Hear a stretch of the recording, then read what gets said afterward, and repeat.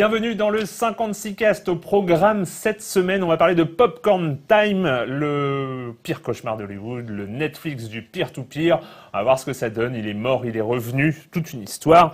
Dans le quartier libre avec Alexis Kaufman, de Romain Lubric et de Framasoft, nous allons parler de la Tour Eiffel. Et vaste projet de domaine public. Et puis, si on a le temps, et c'est... Ah mais non, parce qu'il y a le potager du web en même temps. Avant, le potager du web, on va se demander ce que le renard dit, enfin. Parce que ça faisait longtemps qu'on se posait la question. Et si on a le temps, on parlera d'un truc de pirate, d'un truc de peer-to-peer qui s'appelle, je regarde mes notes, The Pirate Island, qui n'existe plus, qui a fermé. Et voilà, vaste projet. Bonjour Camille. Bonjour. Voilà. Et de quoi on va pas parler d'ailleurs? On va pas parler de Apple parce que selon des gens... Jamais. On parle jamais. Oui, c'est vrai. Non, c'est vrai. On en parle pas assez. Mais toujours pour se moquer un petit peu au début, parce que selon des gens informés ou pas, Apple pourrait se lancer dans l'e-santé, c'est la santé dans les internets, avec une application maison qui s'appelle Healthbook, donc le livre de la santé, intégré à iOS 8 et connecté à la future iWatch, la montre connectée, et d'autres accessoires à venir, du genre des tapis roulants et tout ça. Ça gérerait l'activité physique, le poids, la pression sanguine, le rythme cardiaque, la saturation d'oxygène, la glycémie, le rythme respiratoire, l'hydratation et enfin le sommeil. Et bien sûr, on stocke tout ça sur les serveurs d'Apple, comme ça. Je crois que c'est ce s'ils ont envie de jeter un œil. Je crois que c'est ce qu'on appelle des données très personnelles pour le coup. Ouais, par exemple. Voilà, donc on est encore dans le Quantified Self version Apple, ça va être rigolo. Rigolo, c'est le nom. Selon d'autres gens bien informés, Apple envisagerait de lancer un iPhone 6R avec capteur météo. Mais c'est passionnant, dis donc. C'est fou. On comprend pas pourquoi on n'en parle pas. Oui. L'UVC Dock, c'est un dock qui recharge et qui stérilise les smartphones. Et au début, j'ai bugué quand j'ai lu ça. Enfin, il les désinfecte, quoi. Il enlève les bactéries qu'il y a dessus. C'est pour empêcher qu'ils fassent des bébés iPhone. Ça m'a fait tellement rire.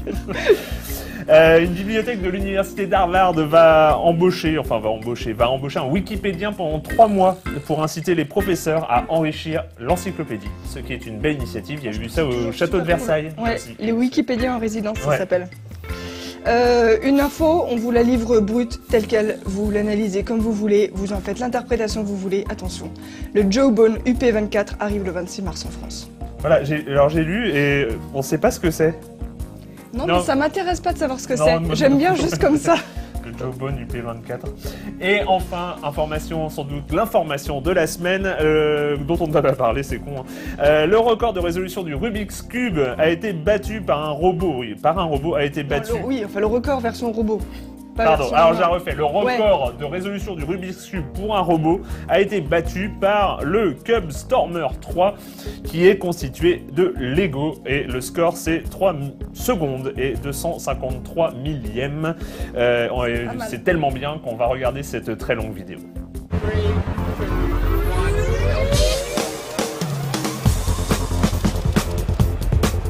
Et voilà. Bravo. Et on dit bravo et on applaudit tous le Cube Stormer 3, tout en Lego. J'en veux un. Mais je n'en doute pas un seul instant, bizarrement. Très étrangement, je n'en doute pas. Et on va passer à l'actu de la semaine.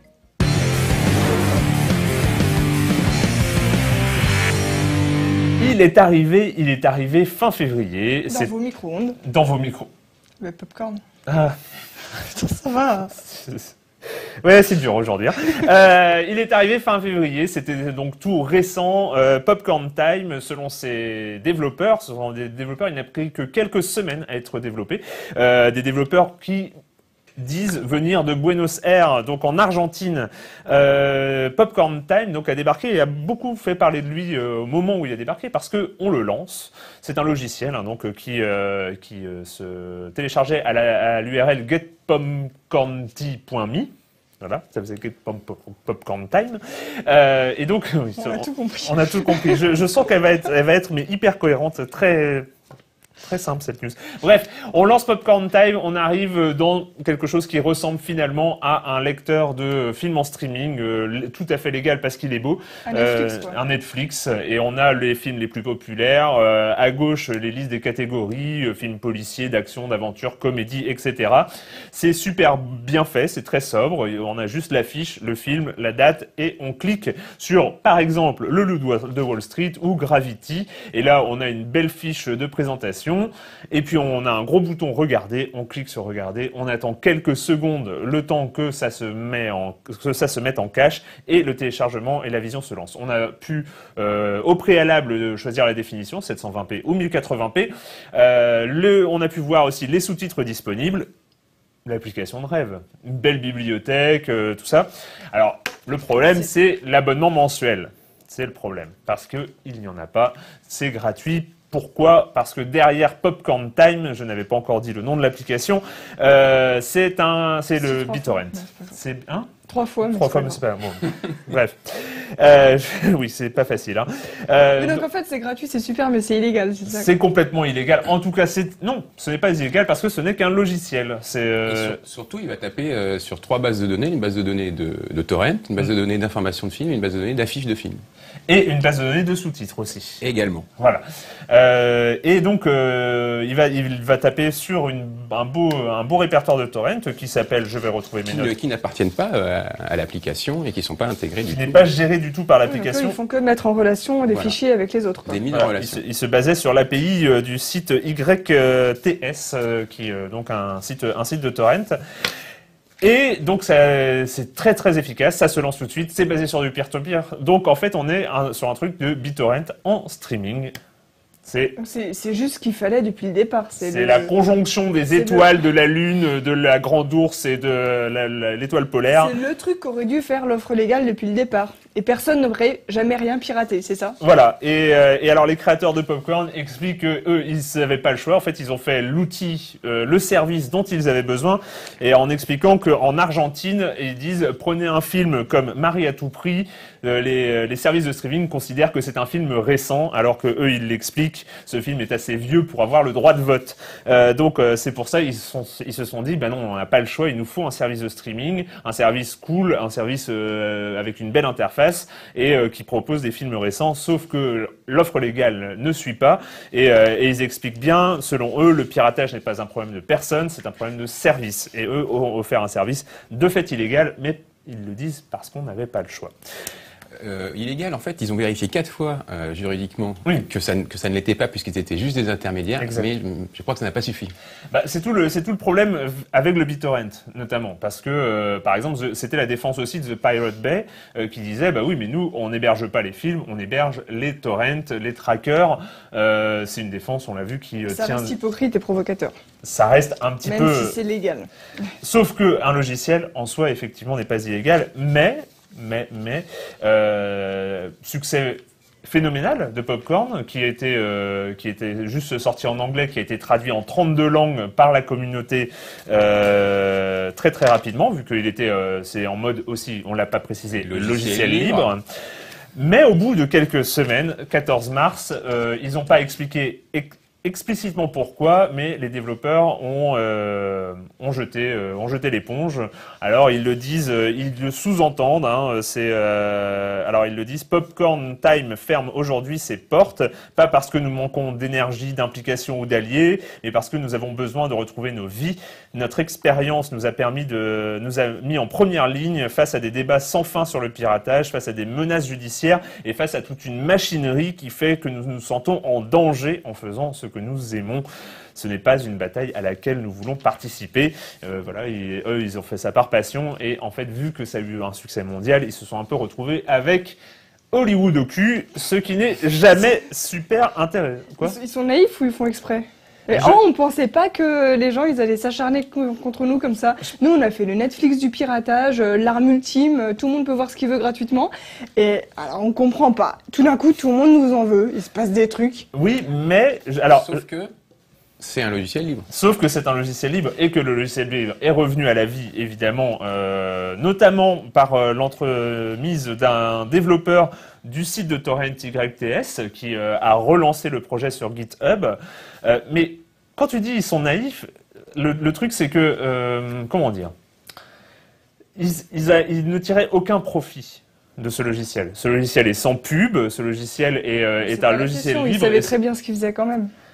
Oui, mais pour eux justement, c'est un logiciel. C'est comme, par exemple, les gens qui développent le protocole BitTorrent, qui ont développé le protocole BitTorrent. Finalement, ils ont fait la pire arme pour le piratage, mais c'est juste un protocole technique. Donc là, c'est un service de streaming qui se base sur ce protocole technique.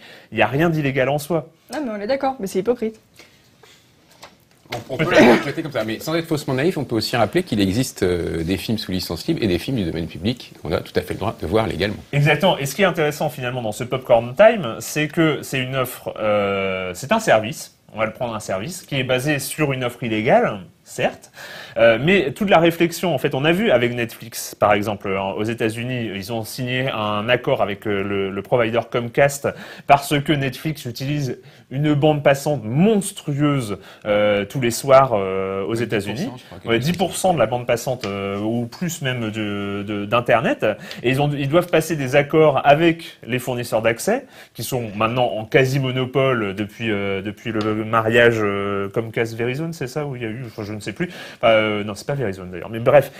Donc ils sont obligés de complètement passer outre la neutralité du net pour se connecter directement au service des providers pour pouvoir assurer la bande passante. Pourquoi ? Parce que c'est un service centralisé. Et là, on est finalement sur un service. J'ai testé comme ça, j'ai pas regardé le film parce que je suis pas dans l'illégalité tout ça, mais bon bref, ça met vraiment 10 secondes à se lancer et après on a l'image, une belle image en 720 ou 1080 avec les sous-titres qui fonctionnent, c'est magique. Et en plus, c'est super raisonnable en termes de bande passante parce que c'est du peer-to-peer et parce que on va chercher chez les voisins les données et tout ça. Donc c'est finalement technologiquement, et on peut vu que le logiciel est bien fait, on peut très bien imaginer même des services de partage de vidéos, des services qui vont taper sur des bases de données de films du domaine public, des services type YouTube, pourquoi pas partager ces vidéos sur directement en peer-to-peer à la place de faire appel au data center de Google ultra centralisé. La technologie est là, c'est pas une première sur je sais pas si vous connaissez le logiciel XBMC qui est un media center, le media center ultime. Il y a un add-on qui s'appelle XBMC Torrent qui faisait la même chose, mais le service peer-to-peer plus streaming, évidemment, quand c'est illégal, c'est le cauchemar d'Hollywood. Voilà, c'est ça. Et Popcorn Time est revenu, vous pouvez trouver l'adresse si vous cherchez bien, et vous pouvez essayer de voir. Quoi, non, vous n'êtes pas obligé de chercher l'adresse. Hein. Non, vous n'êtes pas obligé, mais c'est juste par curiosité, juste pour voir comment ça marche, et c'est juste la performance technologique. Pendant ce temps, on va regarder une virgule what the fuck. Quoi ? Qu'est-ce que j'ai dit encore ? Rien du tout. Ouais.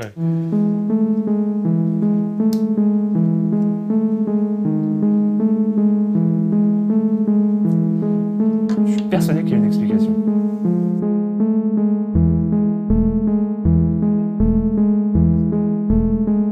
Alors. C'était Falling, une chanson du groupe Cold Void, notamment composée de Raphaël Rosendahl, l'artiste qui fait des gifs psychédéliques. D'où la vidéo psychédélique. D'où la vidéo. Moi j'adore. Quartier libre.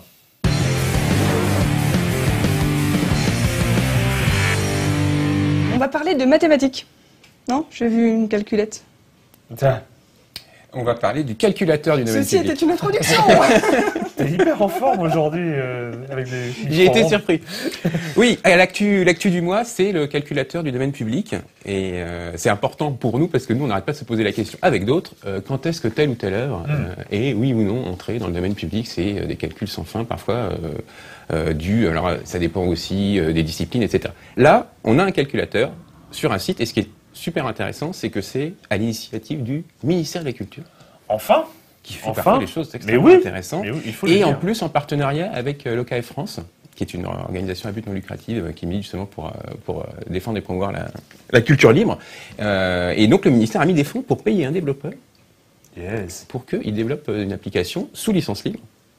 Même, je crois, sous licence public domain, enfin, que ça reste dans le domaine public, pour répondre à cette question, quand est-ce que telle ou telle œuvre est dans le domaine public. Alors, pour le moment, c'est juste avec les métadonnées de la BNF, qui prennent sur data.bnf.fr. On rentre un auteur ou une œuvre, parce que la BNF, c'est surtout la littérature, et puis le calculateur nous répond oui, non. Alors, c'est un premier prototype, c'est la version alpha ou bêta, il peut se planter un petit peu, genre pour des cas comme Apollinaire, qui cumule des exceptions, mais c'est un premier pas intéressant. Yes. Et est-ce que quand il répond non, il nous dit aussi quand ça va tomber dans le domaine public ? Non, on aurait pu aussi, et quand il répond oui, on pourrait aussi dire, est-ce qu'il va donner les liens pour qu'on télécharge directement l'œuvre? Pourquoi pas? Ça serait bien pour la version finale. Ouais. Genre de Gallica, bon, c'est pas encore le cas. C'est une version bêta. C'est une version bêta qui devrait s'améliorer au fur et à mesure du temps. Mais à l'adresse calculateur-domaine-public.fr. Et l'œuvre du mois. L'œuvre du mois est massive. C'est peut-être le monument le plus célèbre au monde. Je voulais parler, donc c'est la Tour Eiffel. Tour Eiffel. Alors avec cette image, vous reconnaissez un calligramme d'Apollinaire, parce que Apollinaire, c'est un peu la mascotte de cette chronique, qui fait fi de la forme ici, la forme poétique classique, et là on voit une tour Eiffel. Et je voulais parler aujourd'hui de la tour Eiffel et de la propriété intellectuelle, et pas uniquement parce que ça rime. Alors, et justement, Apollinaire, dans son recueil Zone, dans son recueil Alcool, dont il y a le grand poème Zone, il commence comme ça, parce que je voulais un petit peu déclamer de la poésie. Donc c'est, à la fin, tu es là, de ce monde ancien, bergère aux tours Eiffel, le troupeau des ponts belle ce matin. Donc il a cité la tour Eiffel et puis le troupeau des ponts. Et là c'est la transition entre deux mondes, agricole, urbain, on est en pleine révolution industrielle. Et ce recueil, on le définit un peu comme un manifeste de la modernité. Donc c'est vraiment le passage entre deux mondes. Et quel plus beau symbole que cette tour Eiffel. Alors, je voudrais quand même un petit peu parler du contexte de la construction de cette tour Eiffel, qui a donc été construite en, Camille, 1905. Non, pas loin. Mais... Pour l'exposition universelle de 1889. C'est ça. Et Exploit, ça a mis 2 ans, de 1887 à 1889. C'est dû à monsieur Gustave Eiffel. Ouais, ça va aussi. 2 ans, donc pour l'expo universelle. Au départ, elle s'appelait la tour de 300 mètres, qui a moins de cachet que la tour Eiffel, le tour de 300 mètres. Oui, mais on sait de quoi on parle. C'est vrai. C'est efficace. Et puis, ça devait durer que 20 ans. Oui, elle devait être démontée. Et ça a été sauvé par les télécoms, en fait. Parce qu'on lui a découvert plein de vertus sur les ondes radio, etc., etc. Voilà, donc la création de la Tour Eiffel, ça a été, il faut pas croire que ça a été un truc simple, évidemment. C'est un petit peu comme quand on a construit Beaubourg, la pyramide du Louvre. Voilà, il y a les artistes qui ont été hyper critiques. Il y a eu une lettre de protestation par Alexandre Dumas, Guy de Maupassant, qui disait que c'était une tache d'encre, une énorme verrue, telle une cheminée d'usine noire, ridicule, qui humiliait les autres monuments nobles de Paris, tels le Louvre ou Notre-Dame, etc. Voilà. Début compliqué. Voilà, c'est pour rappeler, parce qu'aujourd'hui, c'est vraiment, aujourd'hui, évidemment, ça fait l'unanimité, et à chaque fois qu'on représente Paris, il y a la Tour Eiffel à côté. Voilà. Je voulais aussi ajouter que le point le plus important, parce que là peut-être que tu dis, mais le rapport avec le domaine public. Voilà, exactement. C'est à partir dès que c'est arrivé, en 89, il y a les artisans qui avaient fait spontanément des reproductions de la Tour Eiffel. Alors des reproductions genre bouteilles, pieds de lampe, bougies, et puis des mini-reproductions qui on se posait pas de questions à l'époque. Hein. On se posait pas de questions, mais le droit d'auteur existait déjà.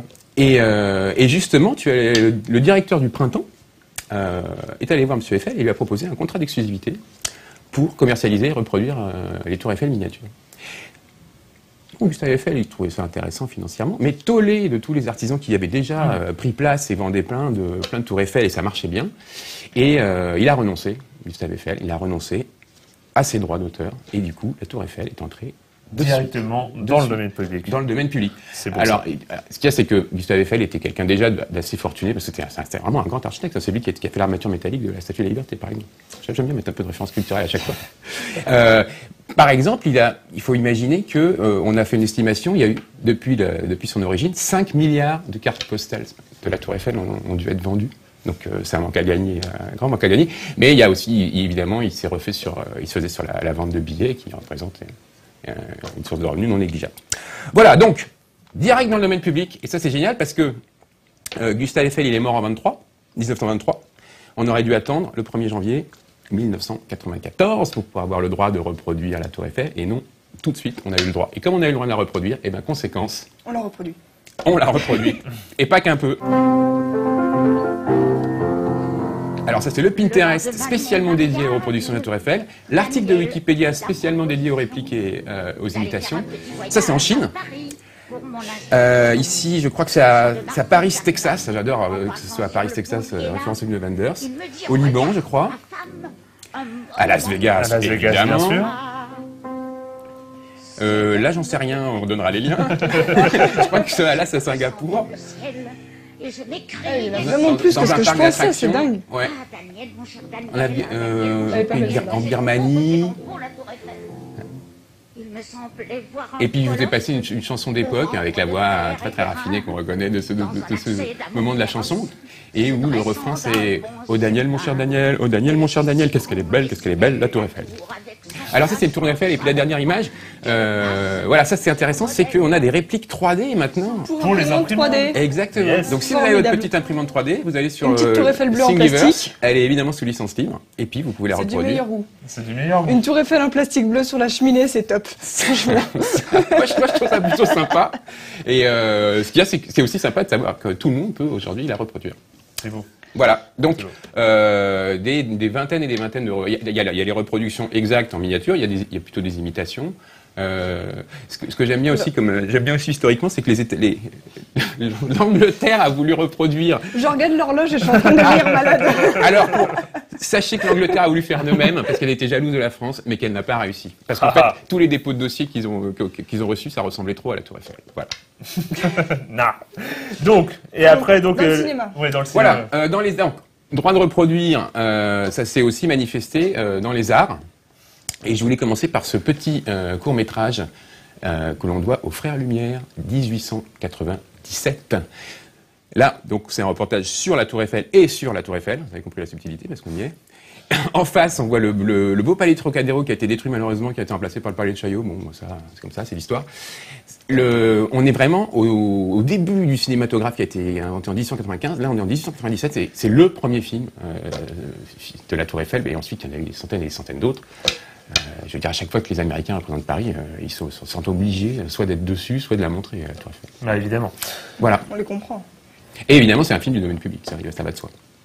Et on a aussi le peintre Gustave Delaunay. Ouais, je voulais donner aussi l'exemple de Delaunay, qui est né en 1895, qui est mort en 41, donc qui est dans le domaine public aussi, parce que c'est tous les morts d'avant 43 sont dans le domaine public, et qui a été fasciné par cette tour Eiffel, parce que quand il avait 6 ans quand elle a été érigée, et à différents moments de sa vie, voilà, il l'a représentée dans son style. On est vraiment on est dans les avant-gardes.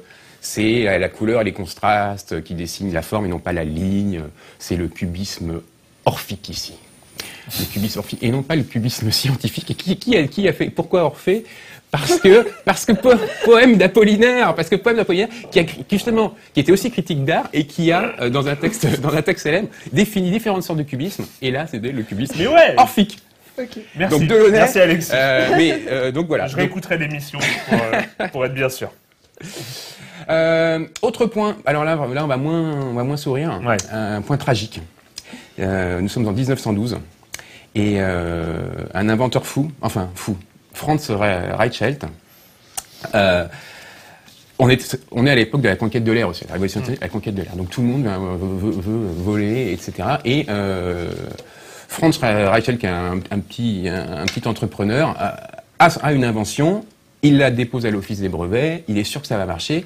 Le problème des brevets, c'est que ça dure que 15 ans. Il est un peu sous pression pour montrer la validité du truc. Et il va à la préfecture de Paris, il dit « je veux tester mon invention ». Et d'habitude, la préfecture dit oui, parce qu'il disait j'ai testé ça avec un mannequin. Et en fait, là, il n'a pas testé avec un mannequin, il a testé grandeur nature avec lui-même. Donc c'est une espèce de combinaison flottante, là. Et là, on sent qu'il hésite. Il est au premier étage de la Tour Eiffel. Oui, il se dit ça passe ou ça casse. Si ça passe, je vais faire fortune avec mon invention. Et voilà. Si ça casse. Voilà. C'est une vidéo super célèbre donc de cette chute en 1912 des millions de vues sur YouTube qui concurrence la chute de France Daft Punk. Rachel. Mais c'est ce qui est intéressant ici par rapport à la propriété intellectuelle, c'est cette pression des brevets.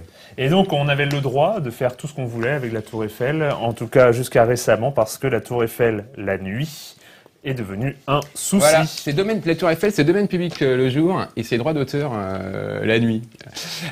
Donc, les touristes adorent être sous la Tour Eiffel ou la filmer la nuit parce qu'elle est très bien éclairée, il y a eu différents éclairages, etc. Mais il faut savoir, et ça les gens sont assez surpris, l'éclairage est sous droit d'auteur parce qu'on considère qu'on rajoute une mise en forme originale par-dessus et qu'on est en droit d'exploiter exclusivement l'image de cette tour Eiffel la nuit. C'est la société, la SETE, la Société d'exploitation de la tour Eiffel, qui en a les droits.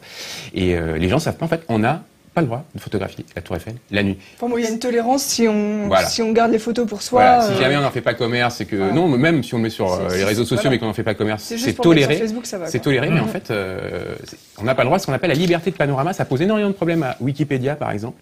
Parce que du genre, et parce que parfois c'est pas que la nuit. Par exemple, pour la pyramide du Louvre, c'est l'architecte Yang Mingpei qui conserve les droits. Et donc on n'a pas le droit de photographier la pyramide du Louvre et de la commercialiser. Toujours un petit problème. Et du coup, Wikipédia laisse tomber. C'est pareil aussi pour la place des terreaux à Lyon, parce qu'on parle toujours que de Paris, qui est sous droit avec Buren, parce que Buren a fait des petits trucs noirs et blancs, pour ceux qui connaissent. Merci, voilà. Problème de droit d'auteur. Et dernière On termine avec des images de Minecraft. Dernière chose aussi, c'est que la société a aussi le droit de la marque Tour Eiffel. Elle a aussi le droit de la marque, parce que comme je voulais faire une espèce de panel de tout ce qu'on peut représenter en propriété intellectuelle, il y a la question de la droit des marques, donc on n'a pas le droit de dire Tour Eiffel à tort et à travers. Tour Eiffel, voilà. Et puis on va se quitter sur la Tour Eiffel. Il y a la Tour Eiffel en Lego, en Kepler, tout ce que vous voulez. Et ici c'est en Minecraft. Cool. Et le gars explique qu'il a fait ça en 4 jours, tranquille. C'est un sacré boulot, quoi. Oui, mais les gens qui font du Minecraft sont des fous. Hein? Non, mais des gentils fous, hein. Je les aime beaucoup. Non, des génies. C'est le moment du potager du web.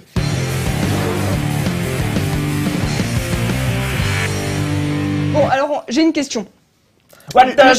Pardon. Le chien, ça fait waf. Le chat, ça fait miaou. L'oiseau, ça fait cuicui. La souris, ça fait quick. Mais le renard, il dit quoi, le renard? Ducks they quack, and fish go blub, and the seal goes ow, ow, ow. But there's one sound that no one knows. What does the fox say? Donc le renard, il fait diling, diling, diling, diling, diling, diling. What the fox say? Wapapapapapo. Hati hati hati ho. Et tchouf tchouf tchouf tchouf tchouf tchouf tchouf. Et donc c'est tellement absurde et c'est tellement drôle et surtout ça répond à une question tellement essentielle et universelle dans la vie. Qu'est-ce qu'il dit le renard? Parce que si un enfant demande qu'est-ce qu'il dit le renard, eh ben on sait pas quoi lui répondre. Il glapit mais il dit quoi? Et ben voilà. Bref, ça a fait. What the fox. Mais c'est aussi pour ça que ça fait What the Fox Say. C'est prévu pour quand même. Ça a fait 11,4 millions de vues en une semaine. C'est quand même un meilleur démarrage que Gangnam Style. Donc on peut appeler ça un carton. Aujourd'hui, ils en sont à 382 millions de vues.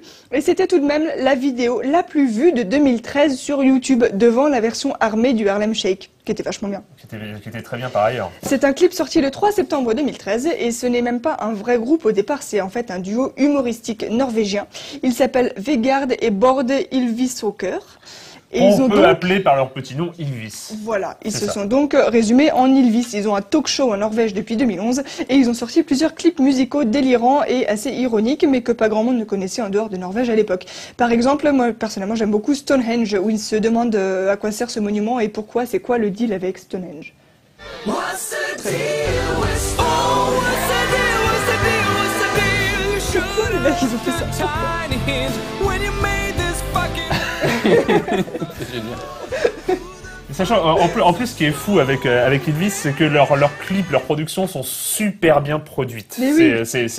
Ils chantent plutôt pas mal. Justement, c'est agréable à écouter. En plus, on est mort de rire, mais du début à la fin. J'avais parlé lors de notre bilan 2013 de Massachusetts, qui est moi une de mes vidéos préférées de l'univers. Faut toutes les regarder, c'est à mourir de rire. En plus, c'est sous-titré, donc c'est plus facile à comprendre. Et donc, il y a eu plein de parodies, bien évidemment, parce que les gens ont adoré ce truc et ils se sont immédiatement lancés là-dedans. Il y a des gens qui ont acheté des costumes d'animaux pour refaire le clip à leur sauce. Il y a le groupe les Shield Brothers qui ont fait une version comme si elle avait été enregistrée par des chanteurs morts, donc une spéciale chanteur mort avec Elvis Presley et James Brown. Et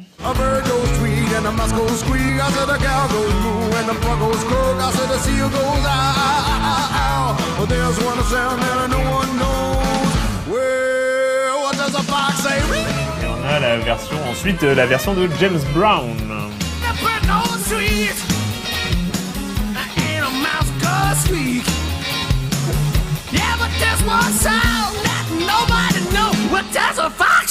Ah, c'est trop bien. C'est vachement bien. La fanfare de l'université d'Ohio, vous la connaissez celle-là? Elle est super connue parce qu'elle fait toujours des super interprétations chorégraphiées des musiques de culture pop et des meilleurs clips de YouTube. Et donc ils ont fait What Does the Fox Say et ça a eu un succès dingue. Ah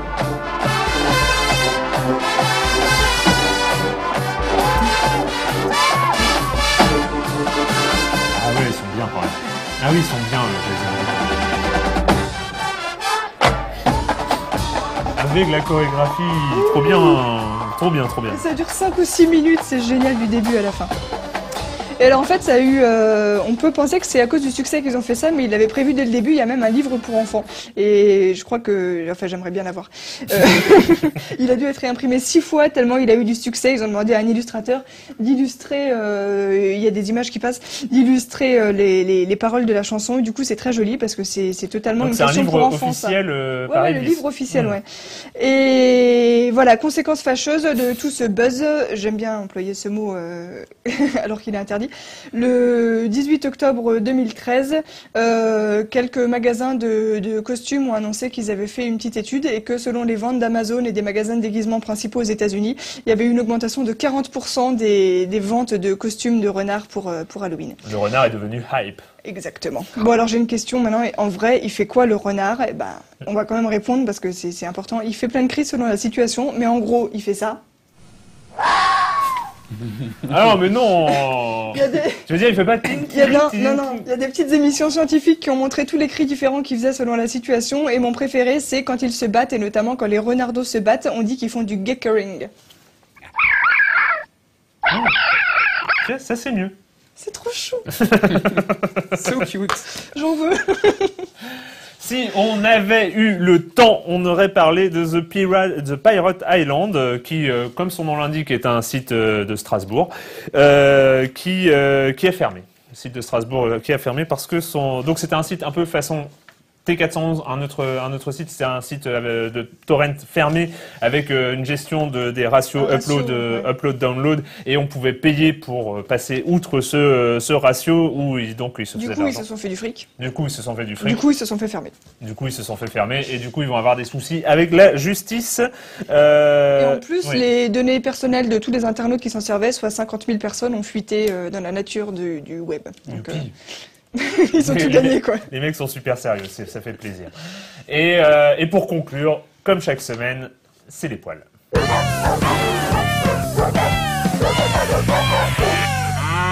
Et bah cette semaine, les poils, c'est un renard.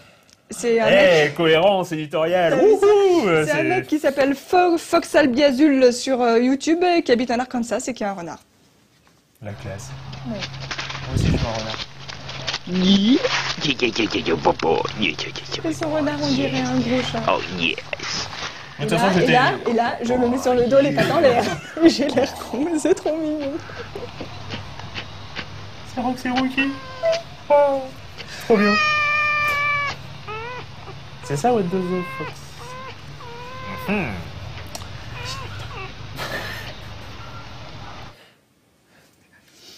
Ah, c'est bon là? Je crois qu'il le refaisait une dernière fois. Et nous, on se retrouve la semaine prochaine. Merci, Alexis Kaufmann, Chromasoft, la Romaine Lubrique, Quartier Libre, Domaine Public, tout ça. Et nous, on se retrouve la semaine prochaine sur No Life et sur Libération.fr. Salut. Ciao.